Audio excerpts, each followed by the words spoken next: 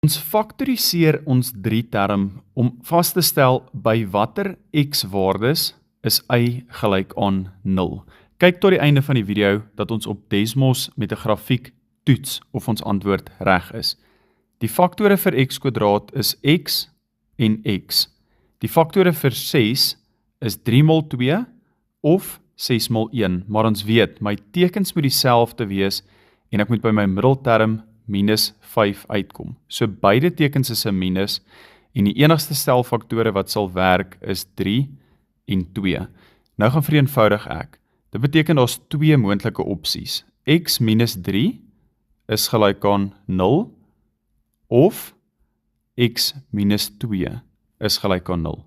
En ons vereenvoudig dit, x is gelyk aan 3 of x is gelyk aan 2. Kom ons kyk op Desmos. So ek het x² minus 5x plus 6. En wanneer ons gaan kyk na daai afsnitte, sien ons die draaipunt of die snypunt vir die x-as is 2 en 3, wat beteken ons faktore is korrek.